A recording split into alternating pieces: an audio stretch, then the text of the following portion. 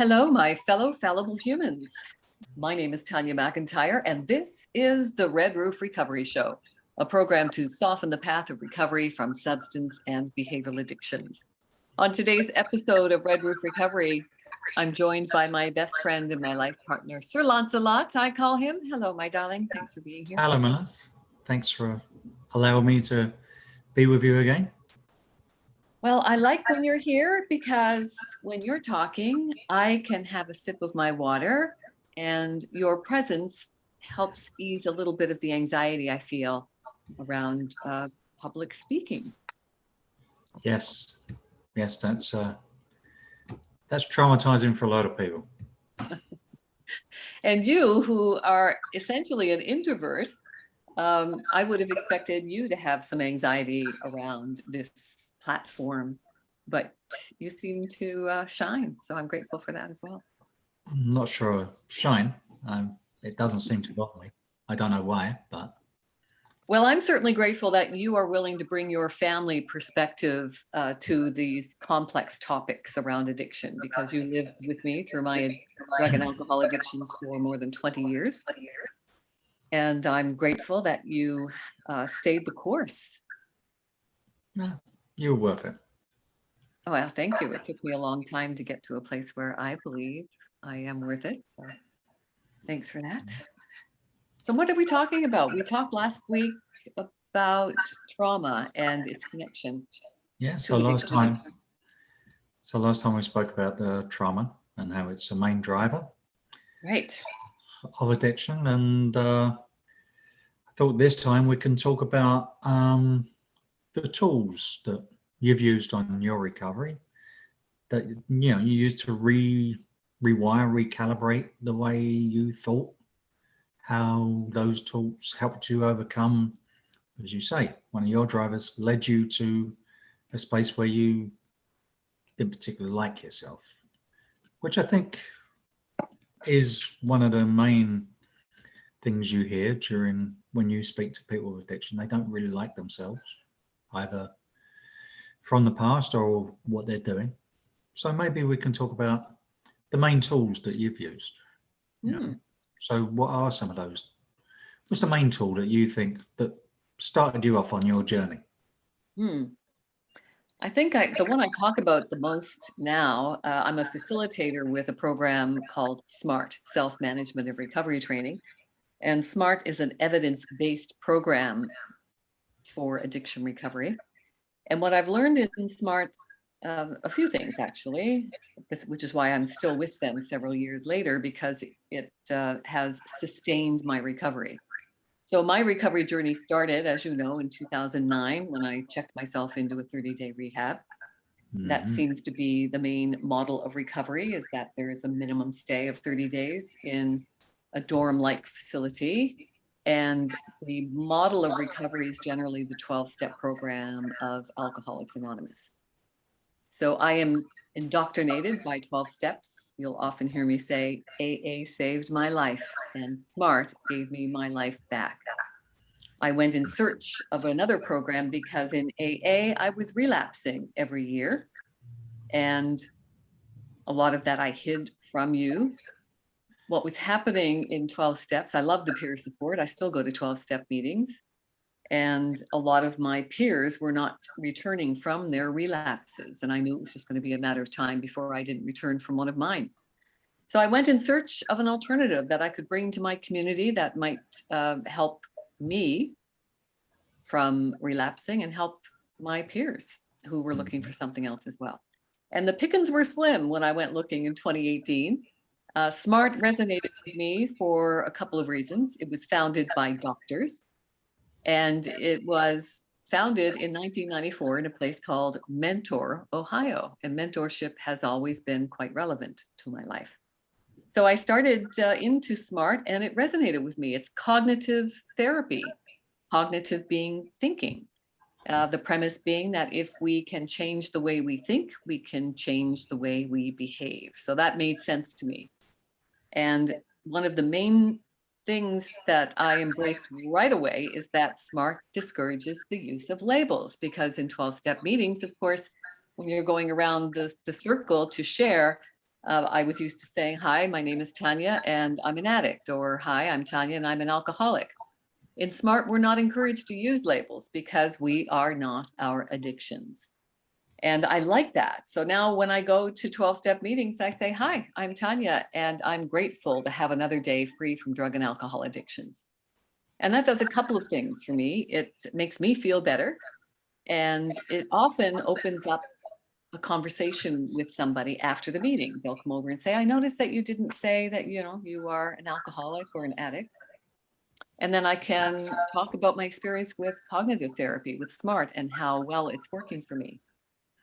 I'm very passionate about this, as you know, which is why I'm now a certified facilitator with SMART. I host several meetings every week. My vocation now is working with people and their family members who are struggling with addictions. I love it. I'm finally loving what I do. And the tools, there's hundreds of tools that we can use in recovery. The key, another great acronym, keep educating yourself. The key is to find something that works for you, because my addiction is different than your, whoever's addiction. We're all different animals. And Totally even agree. for you, right? I mean, you're not addicted to anything.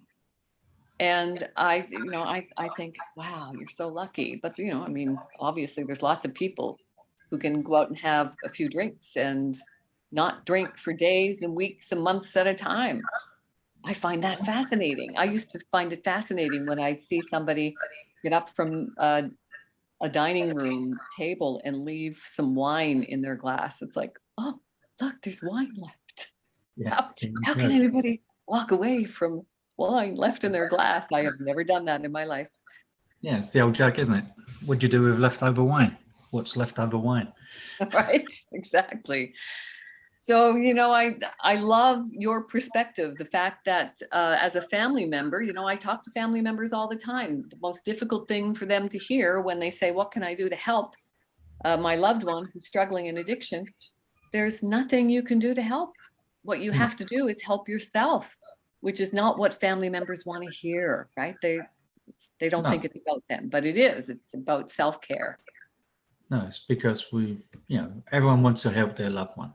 And Absolutely. tell them that the only thing you can really do is to look after yourself. So hopefully your loved one gets to the point where they want to stop their addictive behaviors and it, Mhm. which, as you all know, isn't a smooth path. It is not. And I think you were helpful just because of your personality. You tend to be uh, calm centered to begin with, and probably not very expressive around your emotions, which probably was more helpful because you weren't offering me ultimatums, you weren't confronting me very much. And there's definitely a mode of communication that is more helpful around dealing with people who are struggling with addictions. In the family and friends component of SMART, they do special meetings for family and friends, and they talk about various tools that family members can use when communicating with their loved ones who are challenged with addictions. And there is a specific way, a communication skill that can be used that can often help people struggling with addiction seek recovery sooner than later. And I don't know if you and I have ever talked about it, sweetheart. It's the PIUS, Ah, yes. positive I statements, understanding, sharing, the PIUS template. And if you're listening in and you want to have a copy of that template, just please email me at redroofrecovery@gmail.com, and I'm happy to send you that. It's really helpful to plan your conversation beforehand. And even if you can find somebody to role play conversations with you, I'm also happy to do that with you. It's very effective when you can learn to modify your communication for more effectiveness. Okay. So I think the going down the family thing is food for another show, but this show is all about the tools. The Right. tools I Oh, went yeah. down the other rabbit hole, sorry. You went round down the other rabbit hole, which isn't unusual. So let's talk about, you came out of the recovery centre Mhm. in 2009 and started to relapse.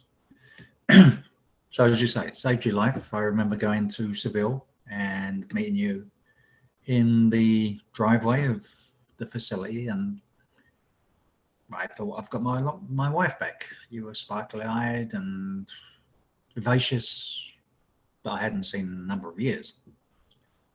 And then, life gets in the way and you had your relapses. And as you say, you found smart recovery, something that works for you. Not going to work for everyone, but worked for you. So when you started smart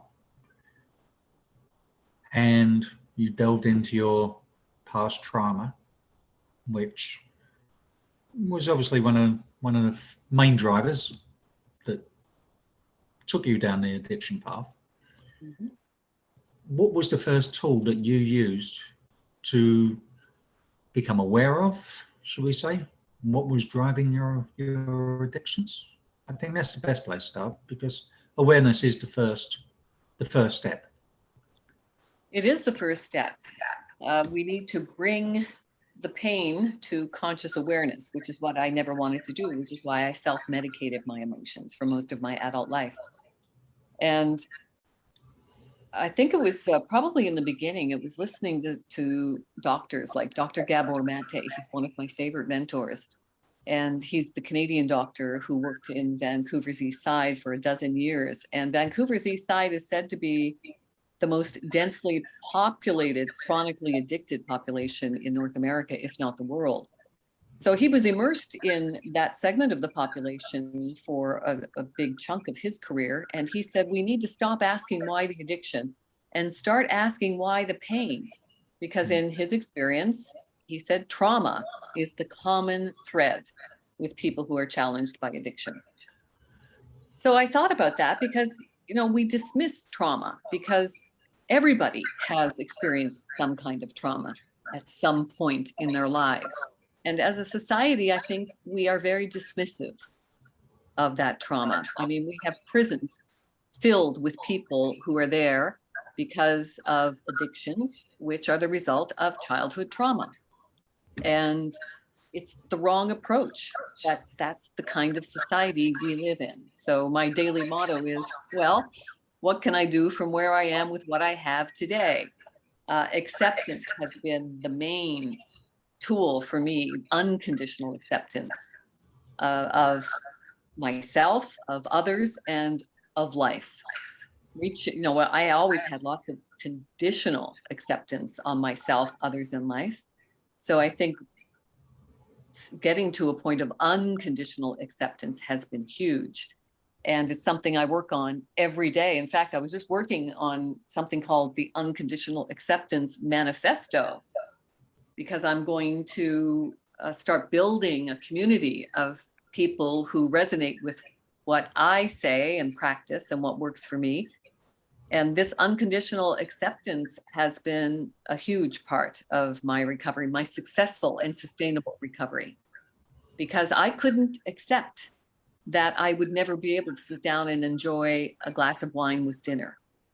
I didn't want to accept that I would have to change my lifestyle. I couldn't socialize the way I used to socialize because I was basically an introvert, forcing myself to be an extrovert in certain social circles where I would network. Yeah, so I I think, remember. sorry? I remember when we first met. I thought you were an extrovert. I thought you were the yin to my yang, because I've always been an introvert.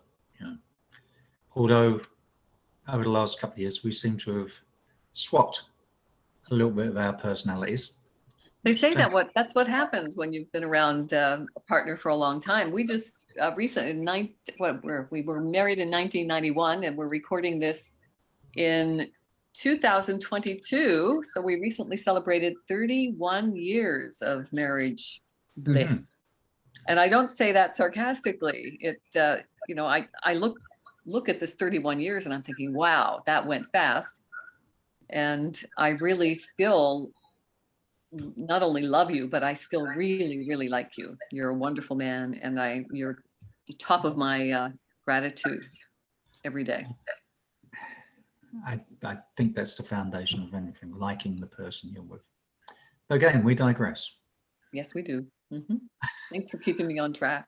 You, so was the tool of the unconditional acceptance the first one you started to use?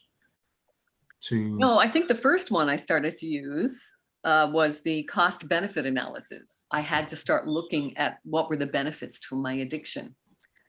And until I really took a good, long, hard look at what the benefits were for me continuing to drink and drug, and then to look at the costs of those addictions, and then the bottom quadrant of that exercise is to then look at the costs of not using and the benefits of not using. So it's a 4-block quadrant exercise that you can get at the smartrecovery.org website. You just go into the toolbox, the resources, click on resources, and then down to the toolbox. And it's the CBA, cost benefit analysis.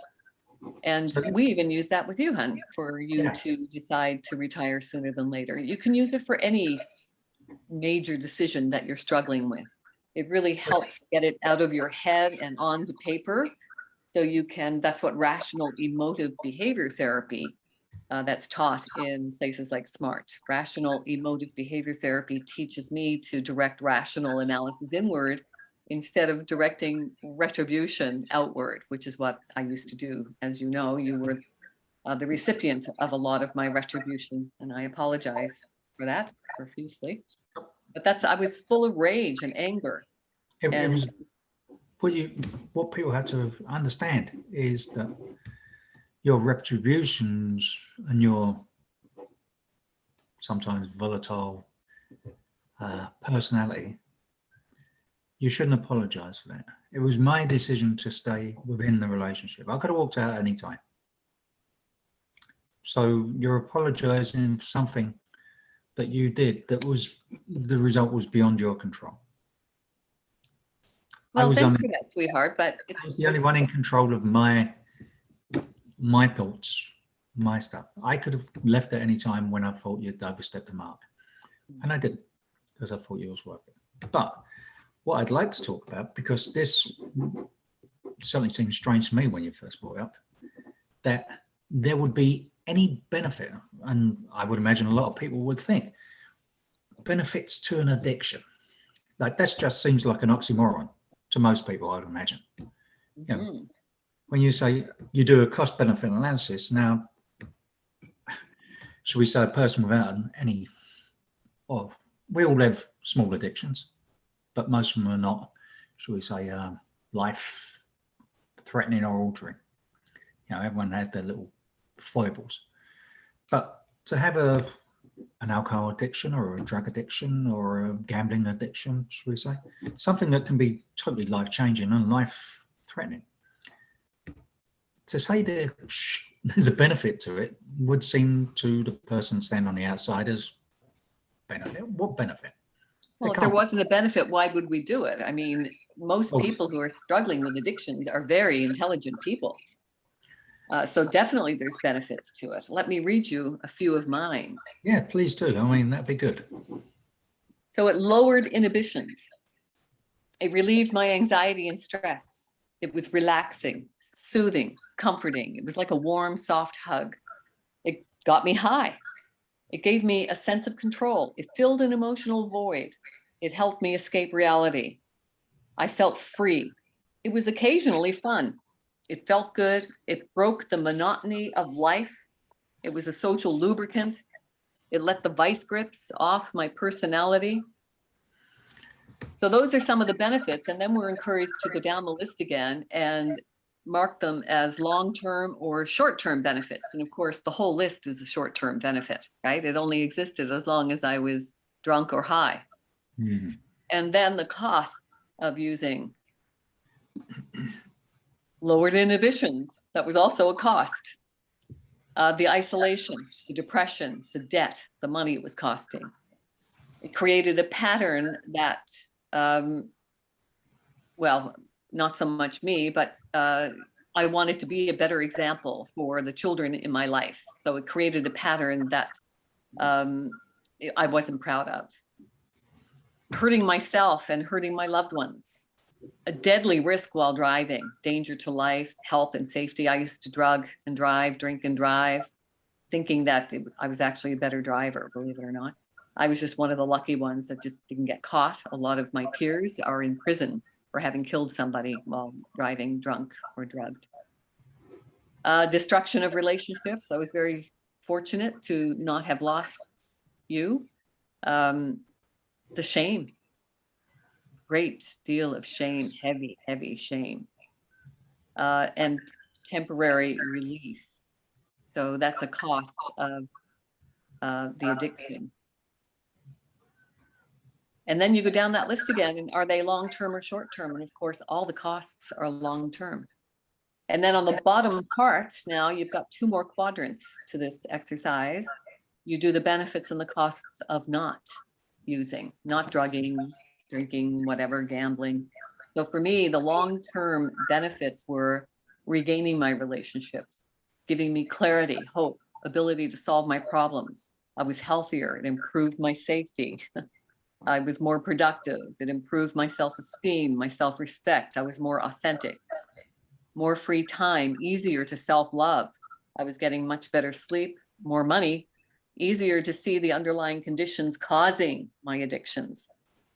No more hiding behind lies, peace and serenity, less anxiety, and joy of moving on, JOMO. So a lot of people say the fear of missing out, FOMO, is what keeps them using.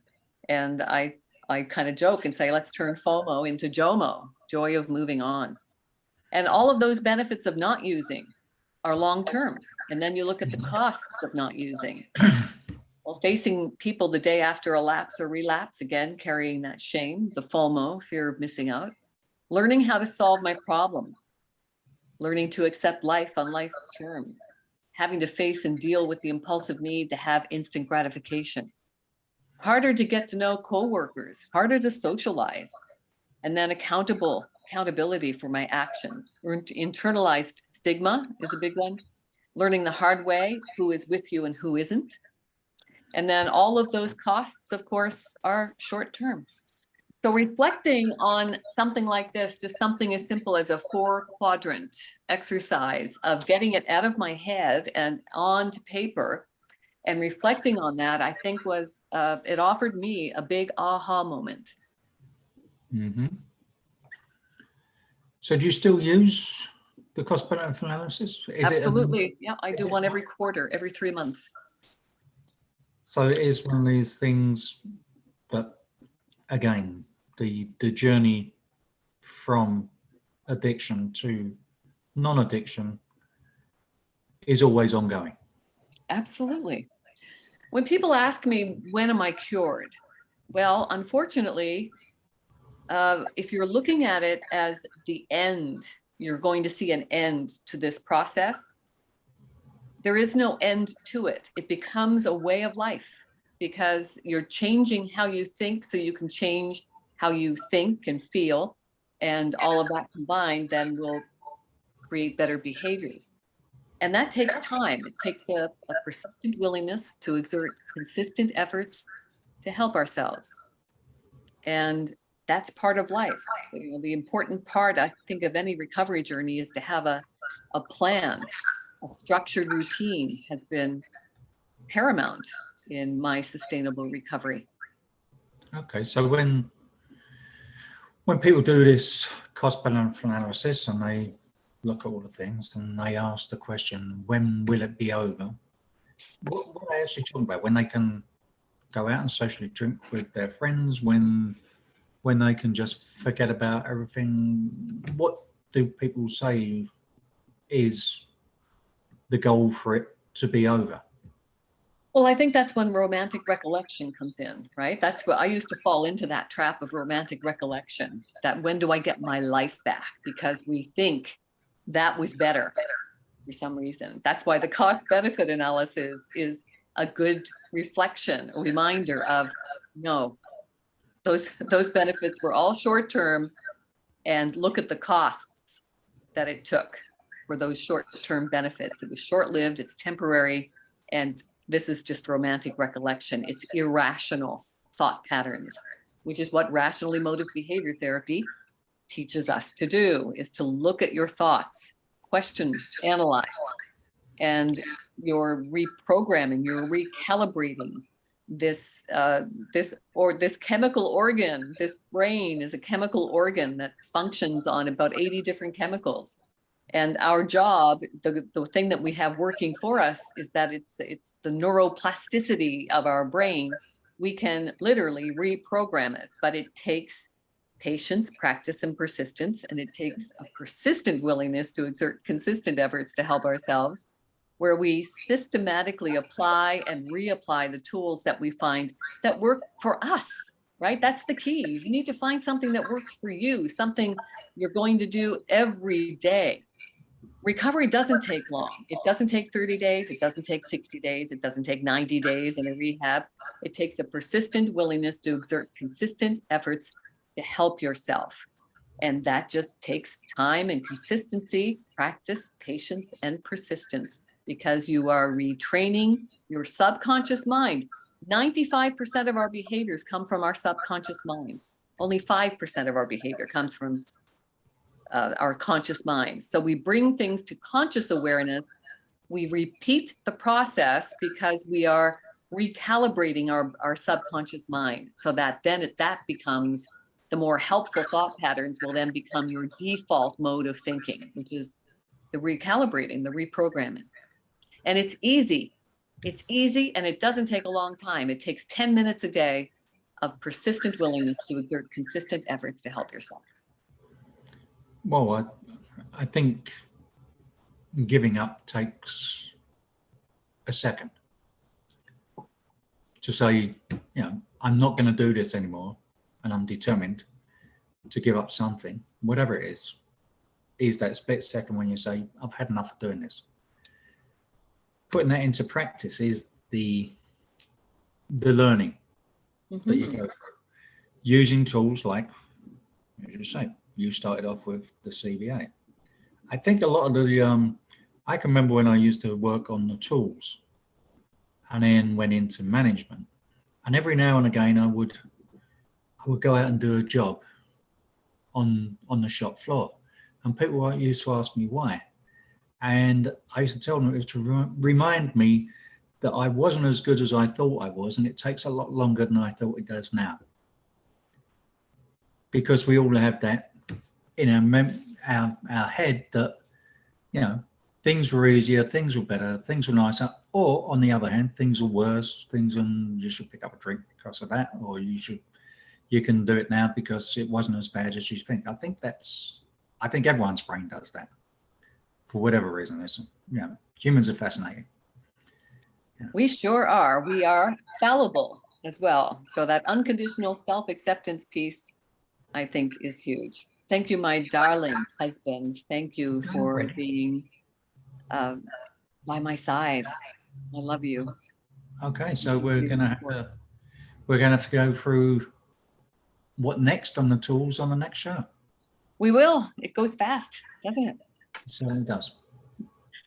And thank you for being here with us, spending 30 minutes of your time to learn about the different tools of recovery, because there are literally hundreds of tools to choose from. The key is to find what works for you, and the key is to keep educating yourself.